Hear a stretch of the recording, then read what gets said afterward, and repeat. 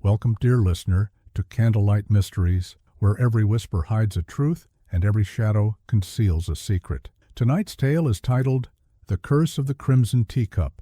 As the wind sighs against the glass and the flame trembles low, we invite you into a story of quiet suspicion and gentle deceit, as seen through the ever-watchful eyes of Miss Marple. Lean closer, dear friend, for in St. Mary Mead, the softest voices often tell the darkest tales. Let the mystery begin. Chapter 1. The sun had risen golden over St. Mary Mead that Saturday morning, setting the bunting trembling above the church green. Every year the fete seemed to arrive like clockwork, bringing with it the rustle of raffle tickets, the perfume of sponge cake, and the determined clatter of teacups. Miss Marple, shawl neatly pinned and step-measured, approached the refreshment tent with the mild, attentive air that had deceived more than one murderer in her time. She always began her rounds by inspecting the white elephant table, a collection of odds and ends donated by the villagers, each with its own faint history. There were chipped sugar bowls, faded lace gloves, a child's lopsided painting in a gilt frame, and there, gleaming oddly under the morning sun, sat a teacup the color of deep crimson wine. It was a handsome piece, though slightly unsettling. The glaze caught the light in a way that suggested depth, as though one might fall into its scarlet hue.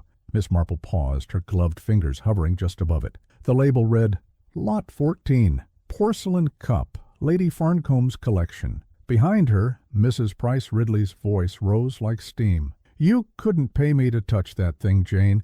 They say it's cursed, you know.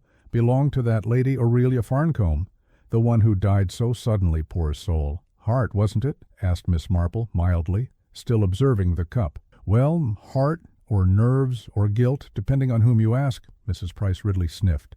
Her niece gave away the whole tea service after the funeral, said she couldn't bear to see it. Imagine that. An heirloom like that, gone to jumble. Miss Marple tilted her head. The crimson cup did not quite shine the way porcelain should. When she took a polishing cloth from the table and gave it a delicate rub, the fabric came away tinged with the faintest pink. Not paint, not dust. Something more elusive. The rim bore a hairline crack, and along the handle ran a small brownish stain that resisted her gentle cleaning. A shadow fell across her shoulder. "Pardon me," came a man's voice, smooth with the faint crispness of London about it. "Might that cup be for sale?" Miss Marple looked up into the polite, steady eyes of a stranger. He wore a dark suit, too fine for the country, and his hat was tilted at an angle more suited to Piccadilly than to St.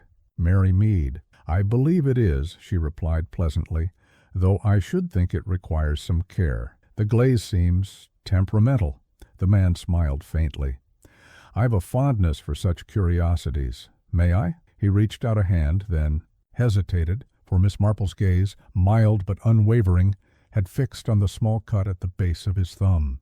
He withdrew the hand, adjusting his cuff instead. "Perhaps I'll look about first," he murmured. "Plenty of treasures here, I'm sure." When he drifted off among the trestle tables, Miss Marple folded the polished cloth and laid it aside. The reddish tint along the edge bothered her, though she could not yet say why. She thought of old Lady Farncombe, delicate, pale, always with her special teacup at hand, and of the whispers that followed her death. Poison was a word the villagers rarely said aloud, but it hovered like a wasp over the fate nonetheless. The afternoon wore on. Children shrieked at the coconut shy, the vicar perspired over his tombola tickets, and the local ladies, armed with clipboards, conducted their own private social inquests. Miss Marple sat beneath the tent's flap with a small cup of tea, listening. Gossip, like ivy, thrived on the walls of St. Mary Mead. It told her more than any police file could. "Said the niece lives all alone now. Keeps the curtains drawn," came Mrs. Bantry's voice nearby. "Eleanor Vale, that's her name. Timid as a dormouse, but there's money somewhere. There always is with those families. She wouldn't have given that teacup away if she hadn't wanted rid of something," another woman added. "Mark my words." At that, Miss Marple's eyes wandered once more to the crimson cup. It still sat gleaming in the suns, until quite suddenly it didn't. The space on the table was empty, a small square of dust where it had stood. No one seemed to have bought it. No one had approached the white elephant stall for several minutes. Yet the cup was gone. Miss Marple set down her saucer, the faintest smile touching her lips. "Dear me," she murmured, "that is rather curious." The fete carried on, loud and cheerful as ever. But Miss Marple, moving quietly among the laughter, noted a few small things that would have escaped most eyes. A dropped ticket with the number 14 scrawled in blue pencil, a faint metallic odor clinging to the air near the refreshment tent, and the thin slice of light that glinted off something, crimson as it vanished beneath the canvas flap at the back. She did not pursue. She merely tucked the number into her pocket and watched the village move like a painting. Bright colors, ordinary smiles, and somewhere beneath, the first ripple of unease. Later that evening, as the fete ended and the sun sank behind the thatched roofs, the vicar's wife lamented that one of the donated cups had gone missing. "It was so pretty, too," she said. "I do hope it turns up." Miss Marple, standing by the church gate, offered a gentle smile. "Oh, I dare say it will," she said softly. Things of that nature have a way of finding their rightful owner. She turned toward her cottage, the breeze teasing the ribbons of bunting overhead. For a moment, the crimson of the missing cup seemed to echo in the sunset sky, a strange, lingering stain upon the gold, and as the bunting fluttered like small, uneasy hearts, Miss Marple's gaze rested on the empty space where a certain teacup had been. Chapter 2. The bell at Miss Marple's cottage gave a discreet little peal, the kind that suggests a caller who knows how to stand 3 paces back from any threshold and keep his hat in his hands. Miss Marple, who had just set the kettle upon its low, agreeable hum, glanced at the clock and decided it was precisely the hour when the truly well-bred make their inquiries. She smoothed the tea-cloth on her small parlor table, noted a thread-needing snip, and opened the door. On the step stood yesterday's stranger from the fete, tallish, composed, with a dark city suit that had not yet learned to forgive lane dust. His hat brim described a tidy arc as he bowed. "Miss Marple, Lionel Brooke, I do beg your pardon for intruding." The vicar's wife mentioned, quite innocently, "your particular knowledge of parish doings. I'm assisting the fete committee in tracing a mislaid lot." "Trifles always will go astray when there is cake," Miss Marple said, in her mildest voice. "Do come in, Mr. Brooke." He crossed the threshold lightly, careful with his shoes. A quick, skillful glance absorbed the room, the crocheted antimacassars, the photograph of a long-ago picnic at Gossington Hall, the tidy hearth. He approved of order. Miss Marple saw the appreciation flicker and pass, as a cat's eye answers the sun. She also saw, when he set his gloves on the side table, the small nick across his thumb, raw around the edge and newly healed in the middle, as though something very thin had kissed it twice. "You will have tea," Miss Marple suggested, "since it is raining somewhere in the county." Even if not precisely here, she did not wait for assent. She had already warmed the pot. Plain Darjeeling when a conversation wishes to be clear. "Milk for comfort, sugar for courage."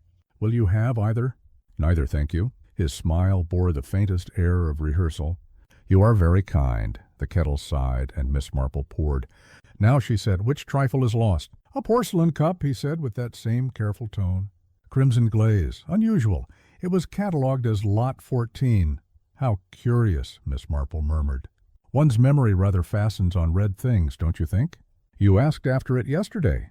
"Indeed I did," Mr. Brooke admitted, and produced a card from a thin leather case. "I buy on behalf of a small circle of collectors. Old tea services, odd glazes." "Nothing of great consequence, Miss Marple. Merely the small enthusiasms of people with too many sideboards." Miss Marple accepted the card and pretended to read it, while noticing the scarcely there scent that clung to him. Not tobacco, he was too careful, not cologne or not any vulgar one, but something faintly metallic, as if a sixpence had been rubbed between the fingertips and then the fingers brought near the face.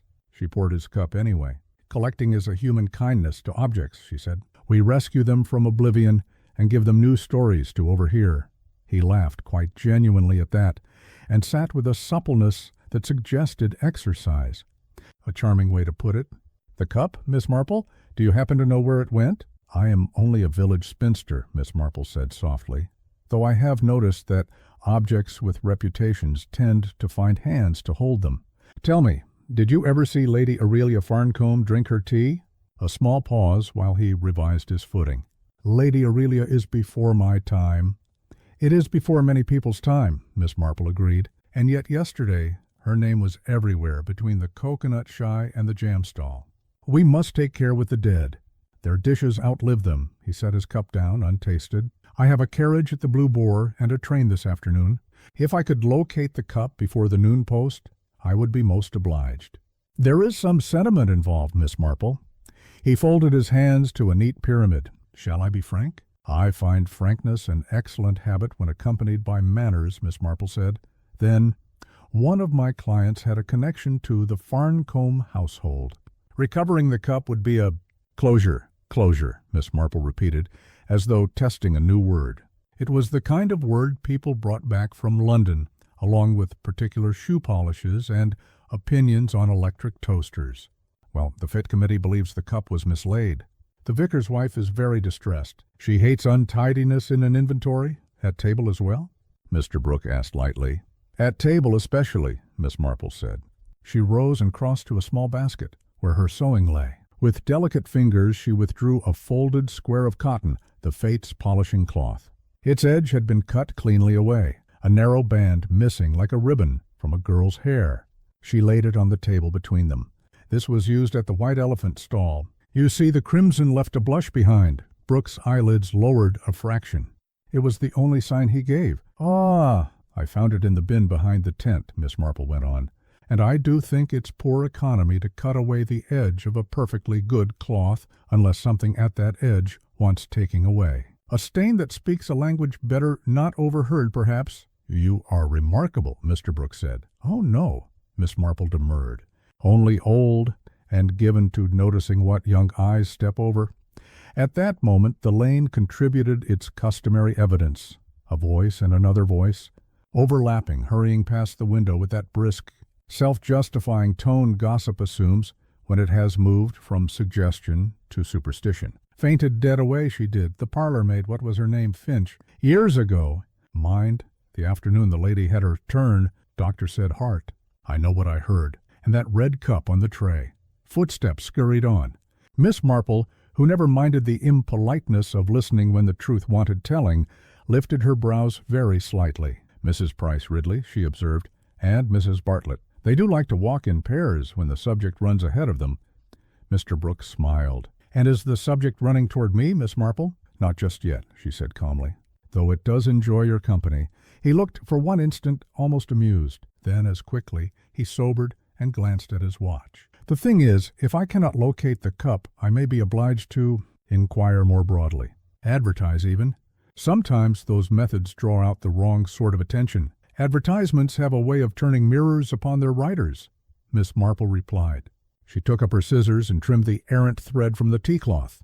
The snip made a small, satisfying click. "Do ring at the vicarage before you leave, Mr. Brooke. You may be lucky." He stood replacing his gloves with a care that seemed part of his nature. As he did so, the glove's seam caught the nick at his thumb. He flinched so faintly that only a very old lady would have noticed. Miss Marple noticed. A thin metal cut, twice chafed. Wire or sharp foil. "Something one wins tight, then frees." "Thank you for your time," he said, "and for the lesson on closure." "You are welcome," Miss Marple said composedly.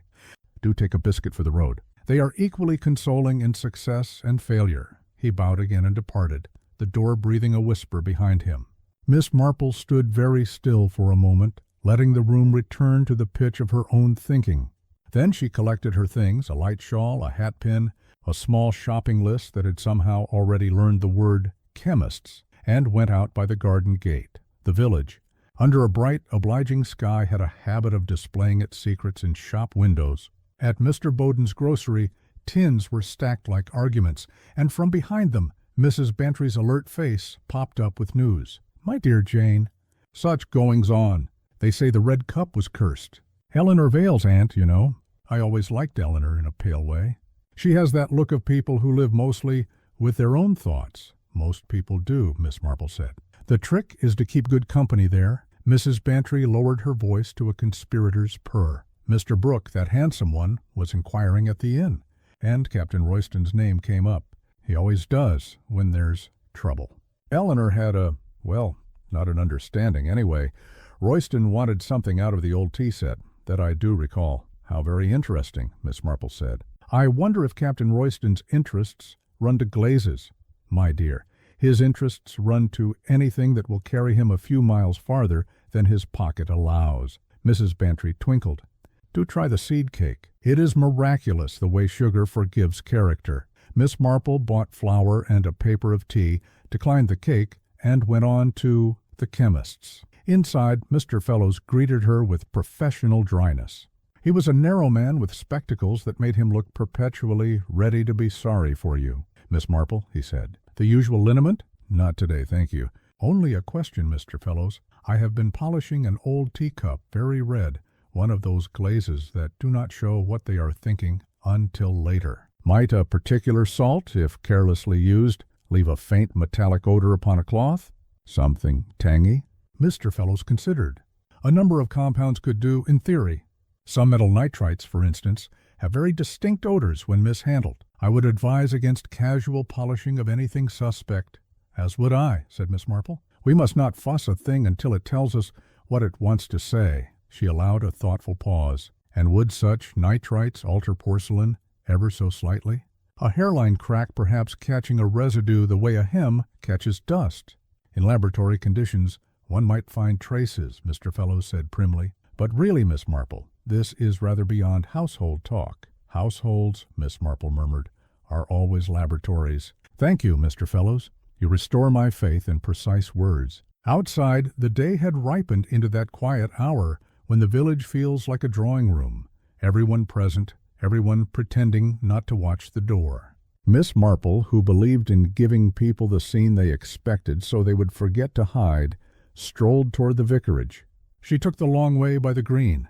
There, quite close to where the white elephant tent had stood, a child's marble glinted on the grass like a tiny planet. Beside it lay a scrap of paper, folded twice and foxed with age. Miss Marple picked it up between forefinger and thumb. Half a pharmacist's label, torn, letters surviving like stranded passengers. Diumni. She smiled, not in pleasure, but in recognition. Things do enjoy repeating themselves when no one has given them a better ending.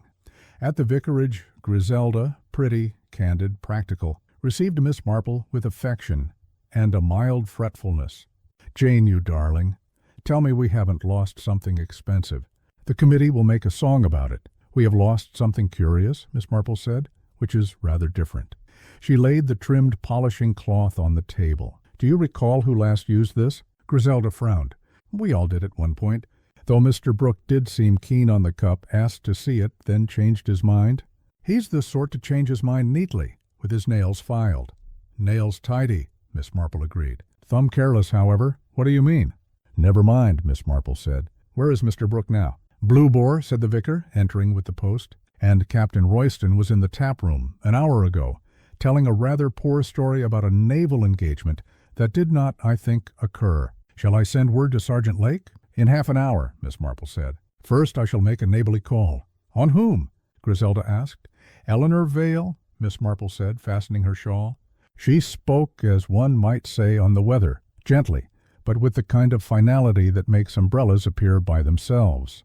And if Mr. Brooke comes calling here, give him tea in a white cup. Jane, Griselda said, half laughing, half anxious, you are being very Miss Marple. My dear, said Miss Marple, one must be oneself. It is bad manners otherwise. The lane to Miss Vale's cottage ran between hedges that liked to gossip. They hissed softly at ankles as she passed. The cottage itself had the slightly cowering look of houses where the curtains are seldom fully opened and the hearer of clocks tries to out-tick them. Eleanor Vale received Miss Marple with resigned politeness, and if that seems unkindly put, it is only to say that some people have learned to bear visitors the way sailors bear weather. How nice, Miss Marple said, with that particular warmth that takes no offense and offers none. I have brought you a little orange marmalade. It does help the mornings. You are very kind, Miss Vale said, and her hands trembled just once as she set the jar on a tray. Miss Marple noticed, in the corner, a locked mahogany cabinet, of the kind that looks stout but yields to a careful mind, and beside it, hanging on a ribbon, a small tea-caddy key with a greenish bloom upon the brass. She noticed also the way Miss Vale stood between the cabinet and the tray, as though unconsciously agreeing to be a door. "Do sit down," Miss Vale said. "Will you take tea?" "In a moment," Miss Marple replied. Her eyes rested for an instant on the key. Green is a telling color on brass. It likes to appear when things are put away damp, or when certain little experiments have been tried. Miss Vale colored, as if the room had turned a page. I don't know that We have very little excitement here, Miss Marple." "How restful," Miss Marple said kindly. "Though sometimes secure cabinets acquire visitors in the night," Miss Vale startled. A pulse flickered at her throat. "Did you hear something?" "Only, my dear," Miss Marple said, "what everyone hears if they are quiet. The sound of a story reaching for its ending." She looked toward the tray. "Perhaps for this afternoon, a plain white cup. One does get fancies about colors." For a second, Eleanor Vale's gaze darted toward the cabinet, toward the ribboned key, toward the tray, and then steadied upon Miss Marple with a weary kind of hope. "Yes," she whispered, "a white cup." The kettle somewhere behind the wall began to mutter like an old ant. Outside, the hedges leaned closer to hear, and in the corridor of the Blue Boar, Mr. Lionel Brooke, consulting the station timetable, nicked his thumb again upon a thin edge of something that did not belong in any respectable pocket. By tea time, the village had acquired a new topic, and Miss Marple, with that mild air of ambling curiosity, had acquired a destination. Chapter 3. A fine drizzle sifted over St. Mary Mead the next morning, turning the hedgerows silver and giving every window-pane a sigh. In Miss Vale's cottage, the damp air hung between curtains drawn too long. Miss Marple arrived precisely at 10, her umbrella folded, her boots cleaned to the point of discretion. She had brought a small posy from her garden, lavender and white stock, because kindness opens doors where suspicion only knocks. Miss Vale answered almost before the knocker fell, as though she had been waiting near the hall all along. She wore a soft gray cardigan and the uneasy smile of someone determined to appear calm. "Miss Marple." "How thoughtful. Do come in out of the mist." The parlor was small but genteel, lined with faded rose wallpaper and the faint perfume of old tea leaves. A mahogany cabinet stood against the far wall, its brass lock polished bright amid otherwise untouched wood. Upon a nearby table lay a delicate tea service, white, simple, and, Miss Marple noted, quite deliberately plain. Eleanor busied herself with the kettle, her hands trembling only when she reached for the sugar bowl. "It's odd," she said softly, "to think you should call just now. I was thinking of you, perhaps because of the fete." "How flattering," Miss Marple said with gentle humor, "though I assure you I am less interesting than the object that's been haunting conversation." The younger woman's eyes flickered. "The Crimson Teacup?" Miss Marple inclined her head. "It does seem to be the talk of the parish, and yet I wonder if talk knows what it's about." Eleanor hesitated, then poured. The tea ran clear amber into the white cups, and a small cloud of steam rose like a sigh between them. "Lady Aurelia, my aunt, believed in omens," she said quietly. "She said certain colors held energy. That crimson, if kept too near the heart, would bring either love or death. I thought it foolish once, but—" Her voice faltered. Miss Marple watched her with patient eyes. "But one's opinions often soften with experience," she supplied kindly. Eleanor nodded. "She grew very ill that last summer. There were quarrels, family ones, about inheritance and her will. I was devoted to her truly, but I was frightened. She said I should be the one to keep the tea service. After she passed, I couldn't bear to touch it. I sent most of it to auction, and the red cup I hid away. Until yesterday I hadn't seen it in years." The clock ticked, patient and impartial. Miss Marple sipped her tea. "And yet it returned to the fete somehow. I donated several boxes to the jumble months ago," said Miss Vale. "Perhaps it slipped in, though I never intended it." Her eyes darted toward the cabinet. "The rest of the set is in there, I think." "You think?" Miss Marple's tone was mild but precise. Eleanor clasped her hands. "I locked it years ago and haven't looked since. The key is there." She gestured toward a ribbon hanging from a small hook near the cabinet door. The brass key at the end bore a curious green tarnish like seaweed glinting in sunlight. Miss Marple rose and studied it closely without touching. "Copper corrosion," she murmured. "That takes time, and often a little chemical encouragement. Did the lock ever stick?" "It did once," Eleanor said. "Captain Royston, an old friend, offered to mend it. He fancied himself good with tools." "Ah, Captain Royston," Miss Marple said, knitting the name into her memory. "The same gentleman seen lately at the Blue Boar?" A faint color rose to Eleanor's cheeks. "I suppose so. He used to call here before my aunt's passing. They said he hoped for, well, an understanding, but my aunt disapproved. Afterwards he came about the tea service of all things. Claimed one of the cups had historical value. Wanted to purchase it." Miss Marple gave a soft chuckle. "Some people court sentiment when profit looks too plain a word." A sudden tap at the window startled them both, the brisk ping of a bicycle bell and the knock of the telegram boy. Eleanor took the envelope from the boy's damp fingers, signed the slip, and broke the seal with nervous haste. Her face blanched as she read. Miss Marple, who never asked before an offer, waited. The paper trembled in Eleanor's hand. It's horrid." She handed it to Miss Marple. Inside was a single black-and-white photograph, the fete table, bright bunting in the background, and at its center, unmistakable, the Crimson Teacup. On the back, penciled in a neat but aggressive hand, were the words, "Curses return." Miss Marple examined it calmly, noting the smudge of graphite under the letter S and the fine fingerprint pressed in the corner. A left thumb, she thought, judging by the slant. "A most theatrical message," she murmured. "I dare say its author hoped to distress rather than enlighten." "It's cruel," whispered Eleanor. "Who would do such a thing?" "Perhaps someone who enjoys stirring dust from long-closed cabinets," said Miss Marple. "Tell me, have you had any other visitors? Mr. Lionel Brooke, perhaps?" Eleanor blinked in surprise. "Yes. He called last evening, asked to see me, said he was tracing a collector's piece. He was polite, but it frightened me. He knew my aunt's name. Collectors are like detectives," Miss Marple observed. "They both claim curiosity and conceal purpose." A silence followed, filled only by the kettle's soft grumble from the hearth. Then Eleanor whispered, "Do you think the curse is real, Miss Marple?" Miss Marple smiled faintly.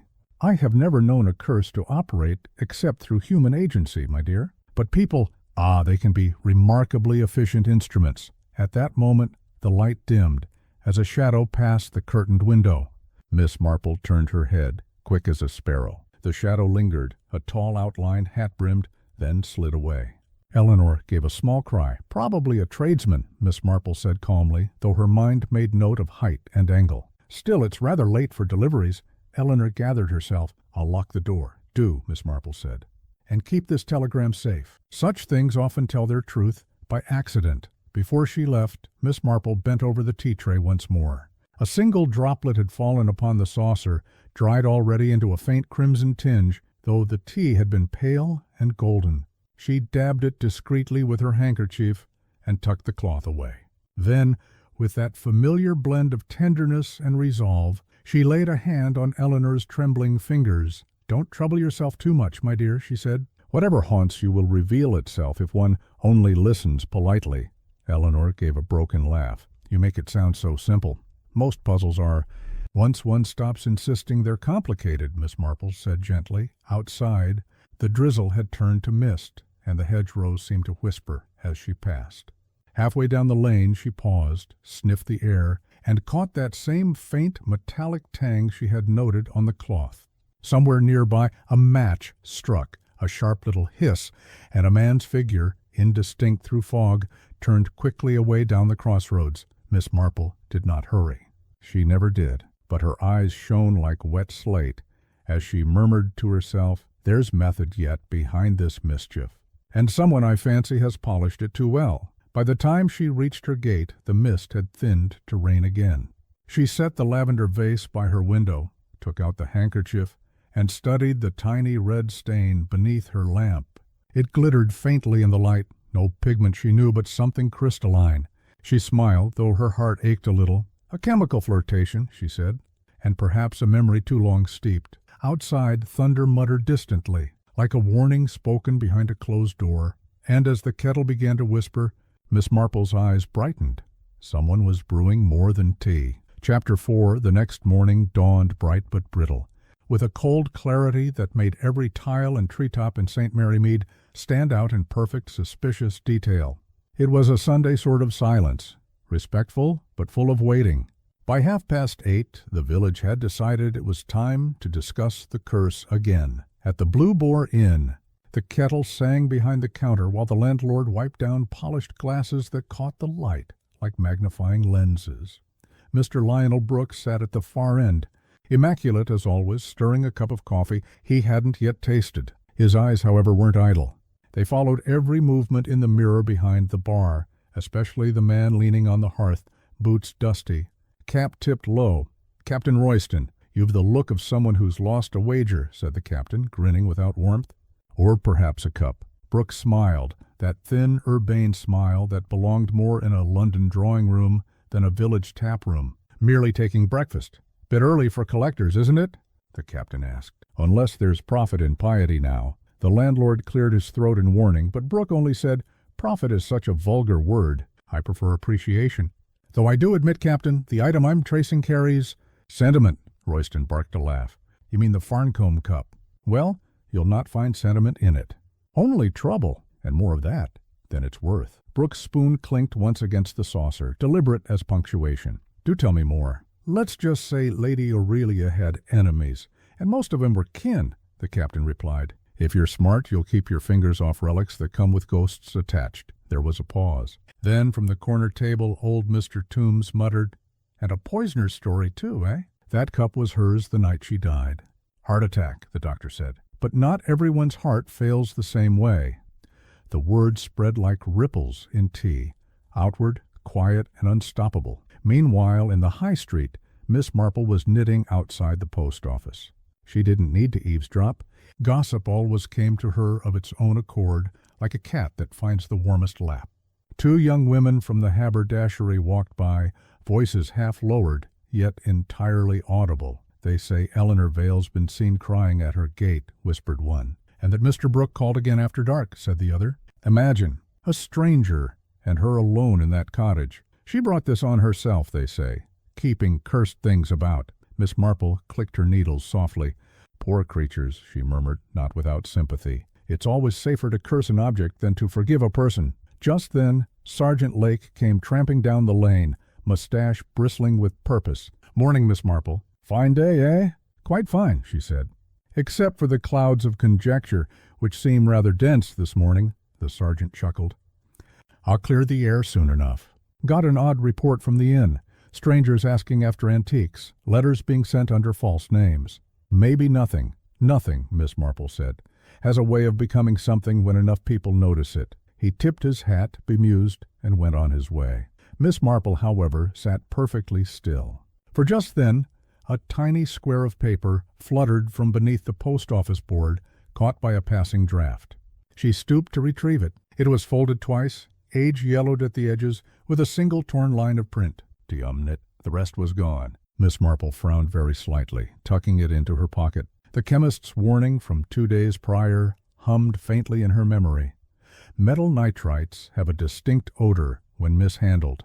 That same tang she had smelled on the Crimson cup and on Mr. Brooks' glove. "Sodium nitrite," she murmured, or something rather like it. At noon, Miss Marple paid a visit to the vicarage. The tablecloth from the fete had been washed and discarded. Griselda, bustling in her modern way, admitted as much. "It was too badly stained," she said. "I cut away the worst of it and threw it out." "Why, Jane, what is it you're after?" "It's only a cloth," Miss Marple smiled. "Oh, stains tell such long stories, my dear. And sometimes they end quite dramatically." The vicar looked up from his newspaper. "I say, Jane, if this has anything to do with that missing teacup, the police will handle it." "I'm sure they will," she said placidly. "Though it's the police who usually knock after the kettle has whistled, not before." "Meaning?" asked Griselda. "Meaning," Miss Marple said, "that someone in this village is already boiling over." That evening, as dusk folded itself over the hedgerows, Miss Vale sat by her window, with her curtains drawn. She had written half a letter, one she could not bring herself to finish, when a faint noise reached her ears, a rustle, then a clink, somewhere beyond the pane. She froze. The sound came again, metal against wood, from the direction of the cabinet. "Who's there?" she whispered. No answer, only the far-off creak of a garden gate. Her courage failed her. She turned the key in the lock and backed away. An hour later, Miss Marple's lamp burned steadily in her cottage window. She was rereading her notes, small scribbles about cups, cloths, and crimson traces, when a knock sounded at her door. Sergeant Lake stood there, hat damp, expression grim. "There's been a disturbance at Miss Vale's," he said. "Someone's tampered with her cabinet." "Nothing stolen, oddly enough." "Not stolen," Miss Marple repeated softly. "Only stirred." "That's worse, Sergeant," he frowned. "Worse? When you steal, you want to have something. When you tamper, you want to move something." Her knitting needles clicked once. "A memory, perhaps?" Lake sighed. "You've the queerest way of putting things, ma'am." "But I'll grant it feels queer. There's even talk that the red cups turned up again." Miss Marple set down her knitting. "Turned up? Where?" He shifted his weight. "That's the odd bit. On Miss Vale's doorstep this morning, wrapped in the same cloth from the fete. She says she found it at midnight, but, well, she's not steady. I'll bring it round in the morning if you like to see it." "I should like that very much," Miss Marple said softly. Then, with a glance toward her own teapot, she added, "But I shouldn't pour anything from it, Sergeant. Not until we're quite sure what story it's telling." Outside, the night deepened. Curtains fluttered, whispers thickened, and in the distance, the faint whistle of a kettle sounded, long, rising, unresolved. By dawn, the whole village would whisper a new name. Chapter 5. The moon had risen clean and white above St. Mary Mead, silvering every thatch and hedge, so that the whole village seemed dipped in quiet metal. Somewhere a dog barked once and then thought better of it. Within Miss Vale's cottage, however, the stillness trembled. On her doorstep, in the bluish light, sat a parcel wrapped in floral cloth, the fate cloth unmistakable, its edge trimmed short like a wound neatly bandaged. Miss Marple arrived before sunrise, having been summoned by a nervous message from the vicar's wife. She came in her shawl and stout shoes, face calm as a morning prayer. When Eleanor Vale opened the door, her eyes were wide and sleepless. "It's there," she whispered, "right where I found it. I didn't touch it again after midnight." The crimson teacup glowed faintly through the wrapping, its color duller than before, yet oddly alive, like embers under ash. Miss Marple crouched, unwrapped the cloth, and drew a breath. "Well now," she murmured, "our missing guest returns home at last." She turned the cup delicately in her gloved hands. The hairline crack still traced its rim, but along the inside, near the curve of the base, glimmered a faint crystalline grit. She tapped it lightly with a pin. The sound was not quite right, a flat note, as though something within the glaze had changed. "You see that shimmer?" she said. "That is not dust. It's residue, the sort that remembers." Eleanor's lips trembled. "Residue? You mean poison?" "Perhaps," Miss Marple said, "though poison takes many forms, my dear. Some enter through the lips, others through the heart." She straightened and nodded to the vicar, who hovered nearby in awkward concern. "Best lock this up until Sergeant Lake arrives. I should like the police to handle it gently. It's an old piece, and history, like porcelain, tends to crack if pressed too hard." The vicar fetched a wooden box, lined it with paper, and placed the cup inside.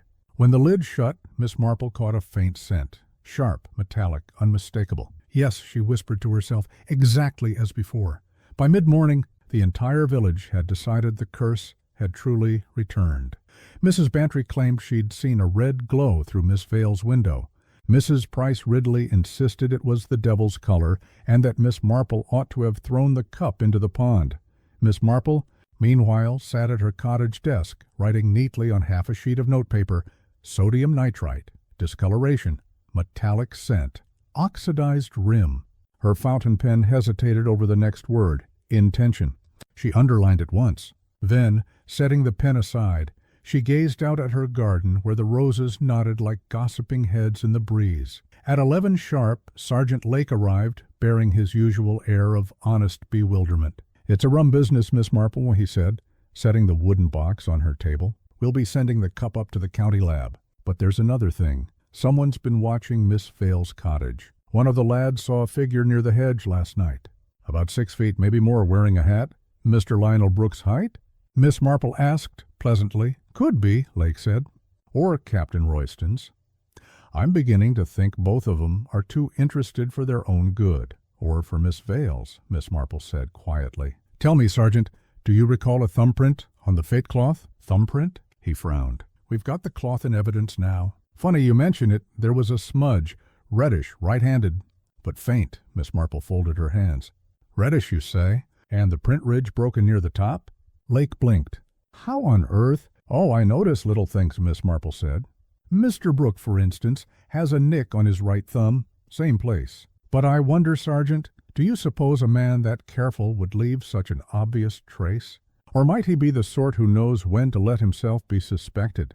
Lake rubbed his chin.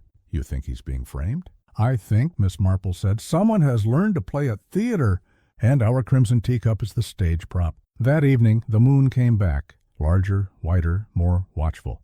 Miss Marple, who never entirely trusted coincidences of weather, decided to take a walk.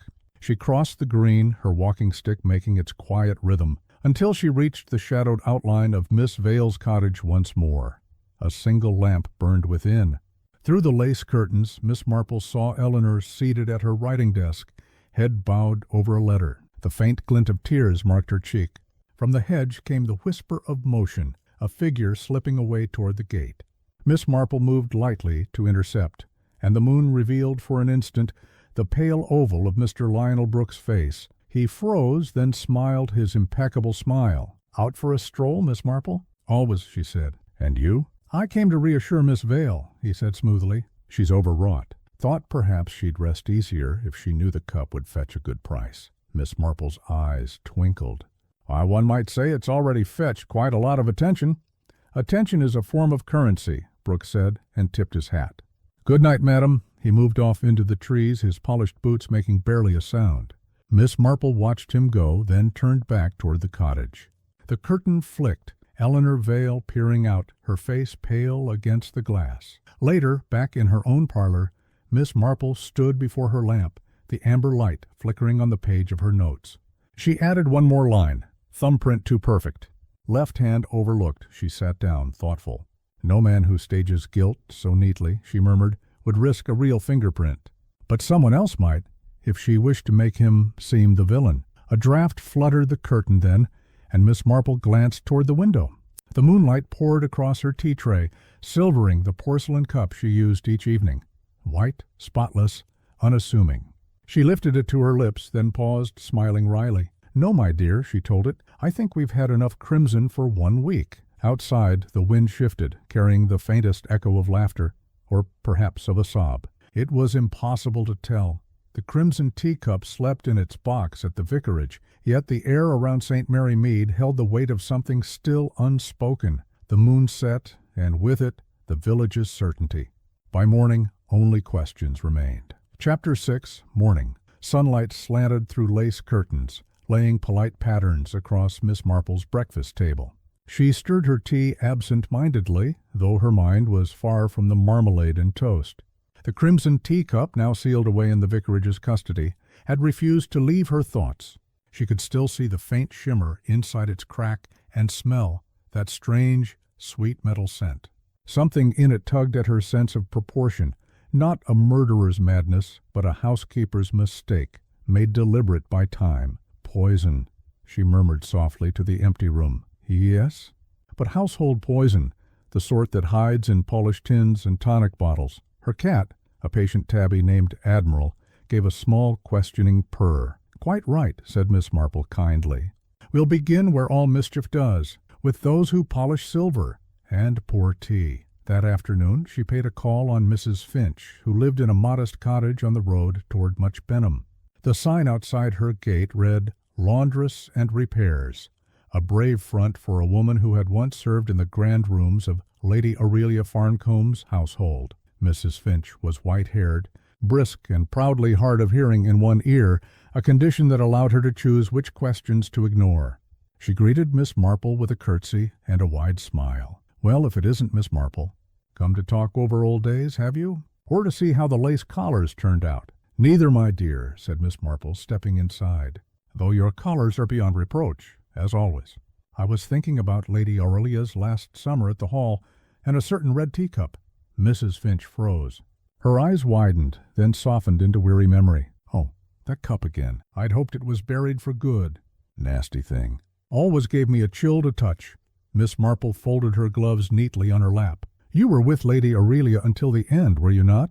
"I was. The day she died I'd set her tray myself." 4 cups there were, 3 white and the red one. She never liked the red, mind. Always said it spoiled the taste. But that day... Mrs. Finch's gaze grew distant. That day I found the red one on the tray already. Someone had fetched it from the cabinet. Who? I couldn't rightly say. I was out fetching the tonic from the still room. Her heart drops, she called them. Came back, and there it was, shining like blood in sunlight. I told myself I was mistaken. But I wasn't. And what of the tonic? Asked Miss Marple gently. Mrs. Finch rubbed her hands together. A bitter smell. Funny, I thought. And the color, not clear but cloudy, like metal dissolved in tea. Miss Marple nodded slowly. And after Lady Aurelia drank it? She gasped. Then went so still. Doctor said heart failure. But I swear, Miss Marple, she looked startled, not pained, like she'd heard something dreadful. Perhaps she had, murmured Miss Marple. Truth, when spoken suddenly, can kill as effectively as poison. Miss Marple asked for a cup of tea, not out of thirst, but to prolong conversation. As Mrs. Finch poured, the old parlour-maid grew more animated, as if years of silence had finally found permission to speak. You see, there was a quarrel that week, she said, between Miss Eleanor and Captain Royston. I heard it myself. Something about what was hers by right, and the captain saying he'd make it his business to prove the will was false. Her ladyship, she'd changed it, you know, just the month before. Ah, said Miss Marple softly, the famous codicil. Mrs. Finch nodded. Left most of the estate to charities. She did. Only the cottage and a small annuity to Miss Eleanor. The captain got nothing. They said he was a fortune hunter, and perhaps he was. But Miss Eleanor cried bitterly over it all the same. Said her aunt had been tricked. Tricked how? Mrs. Finch hesitated. No one ever knew. But Miss Eleanor was always tinkering with her aunt's medicines. Said she wanted to help. And once I saw her polishing the tea service herself, though that was my duty. She said she wanted to clean a family stain. I never forgot her words. Miss Marple's knitting fingers twitched in thought. Did she use the household polish? Yes, a silver paste the captain brought from abroad. Left it in a tin marked for delicate work. Turned things pink if you weren't careful. He said it was harmless, but Lady Aurelia's cup had a reddish bloom, finished Miss Marple. Yes, harmless until it wasn't.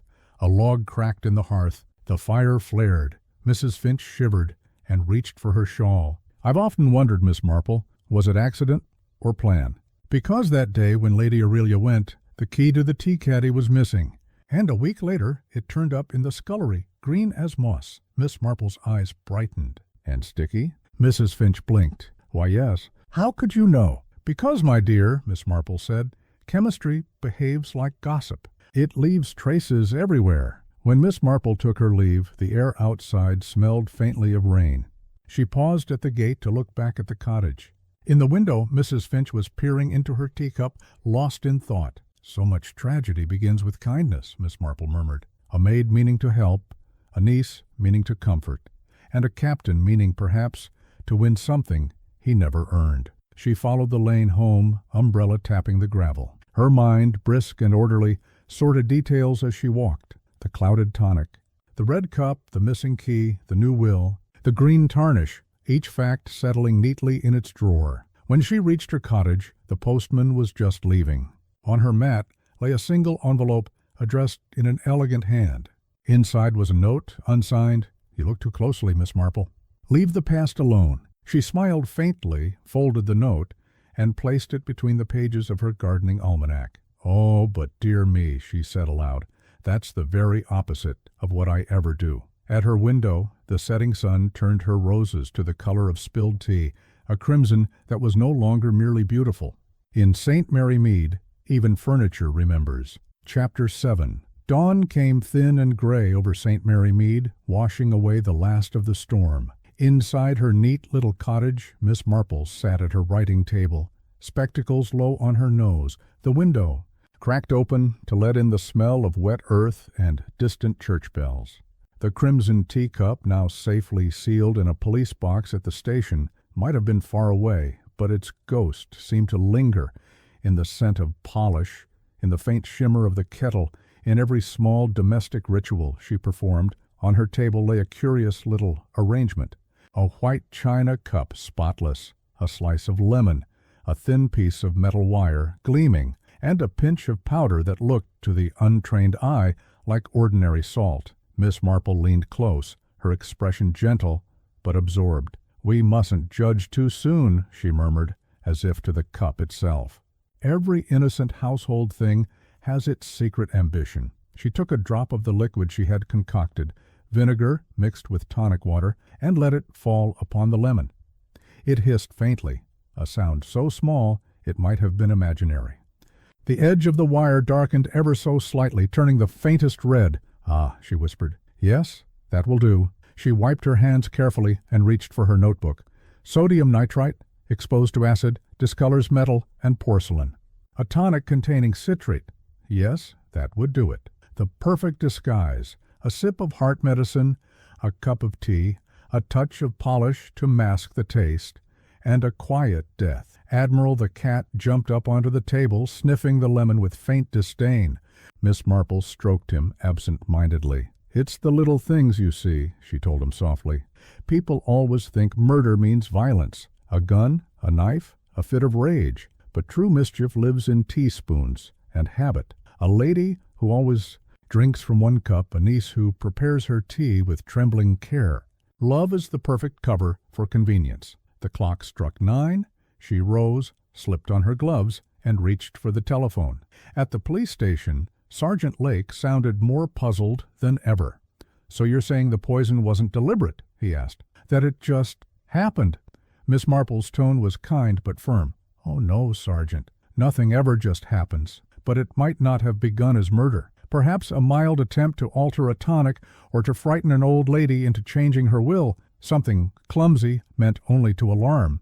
But chemicals, like people, don't always behave as expected." Lake frowned, flipping open a ledger. "We've checked all local chemists, Miss Marple. No one's bought anything suspicious in years." "Ah, but old tins last," she said. "And houses remember their cupboards," he sighed.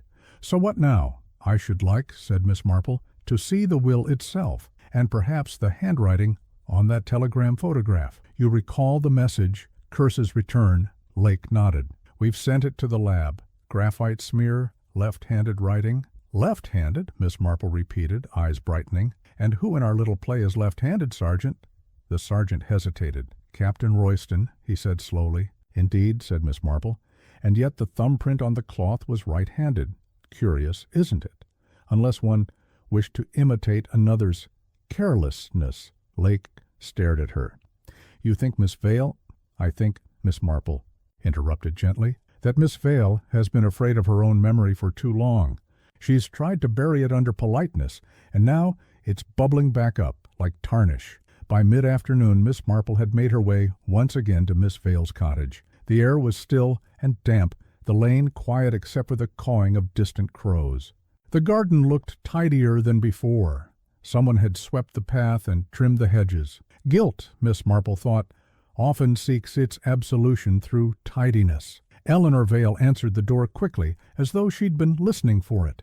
"Miss Marple, I didn't expect you—" "My dear," Miss Marple said, "you expected me the moment you heard I'd been speaking to Mrs. Finch. People always do." Eleanor's face drained of color. "Mrs. Finch talks too much." "She remembers," Miss Marple corrected softly. "And that's a different thing." They sat in the parlor again, the white tea service laid neatly upon the table, untouched. Miss Marple, after a moment's silence, reached into her bag and withdrew the photograph. "You recognize this, of course?" Eleanor nodded faintly. "It was pushed under my door last night. I tore up one copy, but there were others.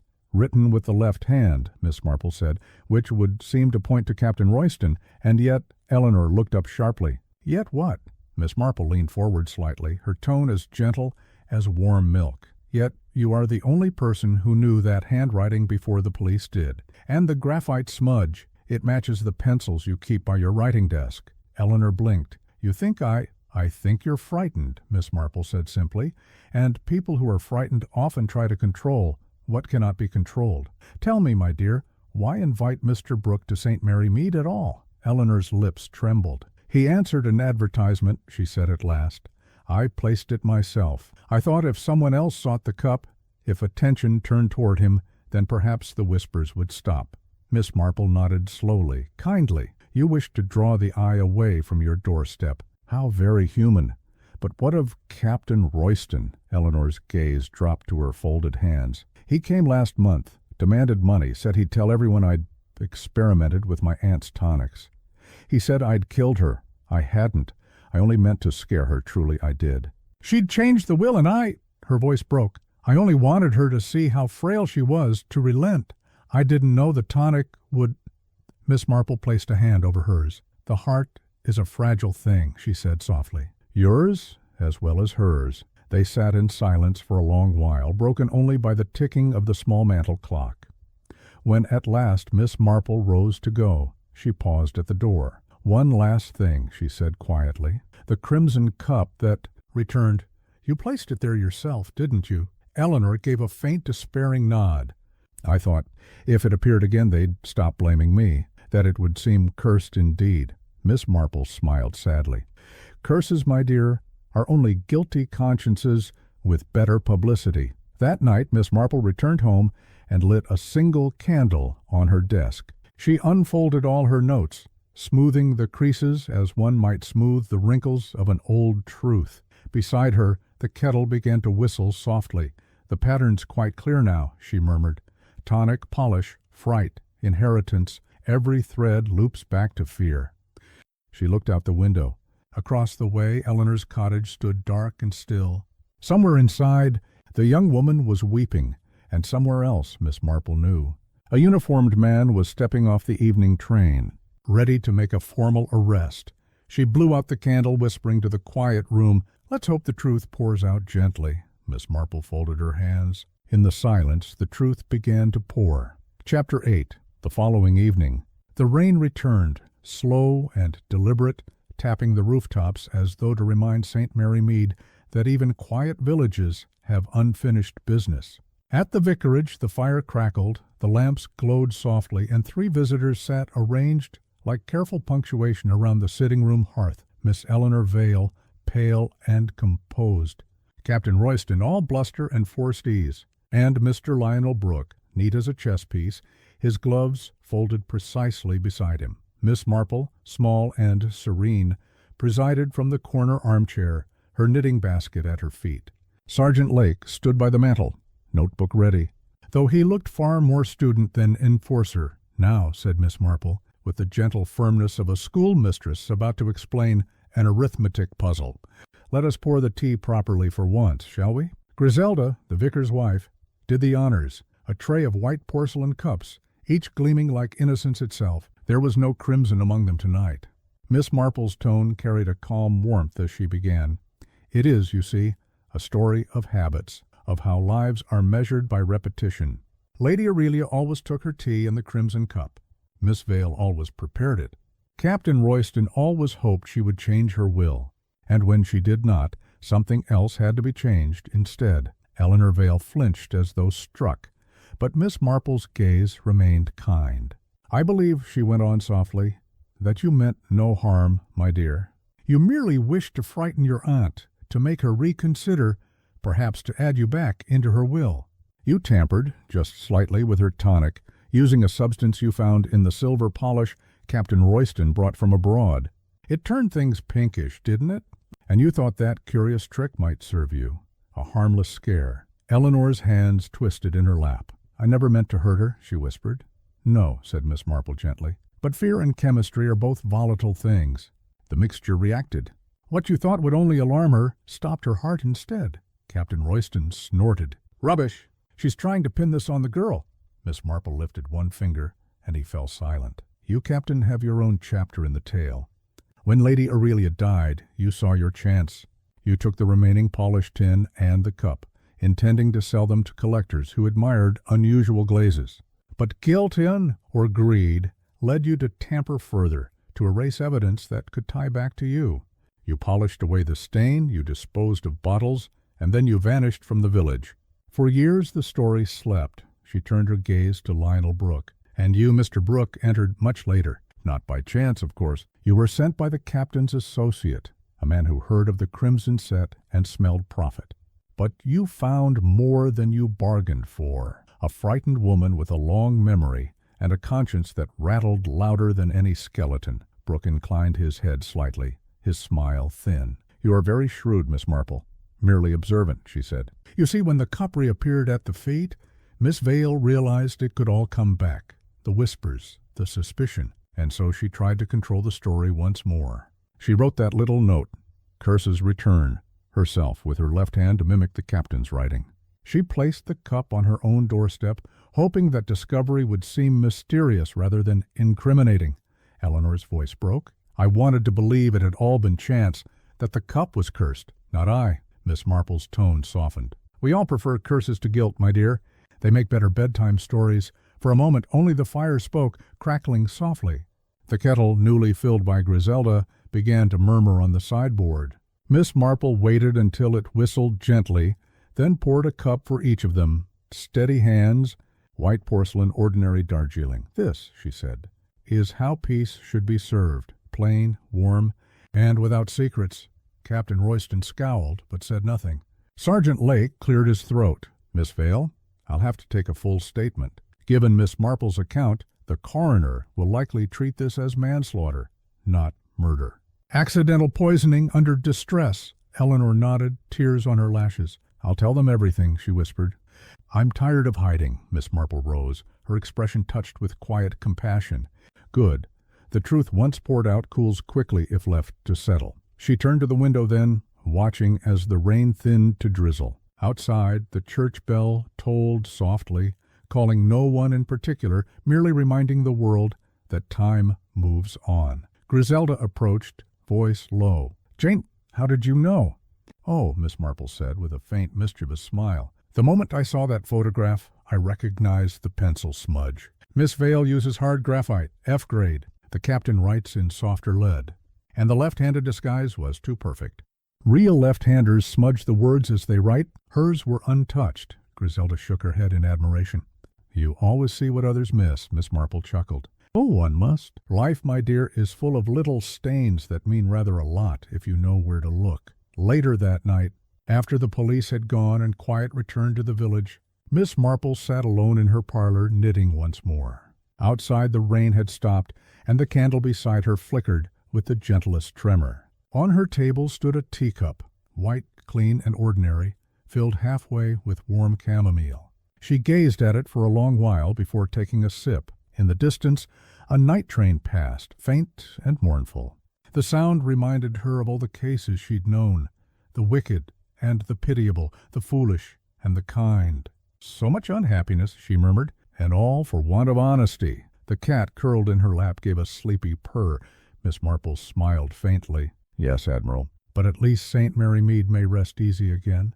For now, outside a lamplight glowed softly through the rain-streaked glass, and somewhere the church clock struck 10, and so the candle steadied, and in its glow a teacup lost its power. Candlelight Mysteries. And so, dear listener, The Curse of the Crimson Teacup draws to its quiet close, the candle's flame steady once more, its light falling softly on truth revealed. In St. Mary Mead, peace returns, and Miss Marple's knitting resumes, each stitch a reflection on the tangled hearts of humankind. Perhaps tonight you'll remember this tale, and the small kindnesses that outshine every shadow.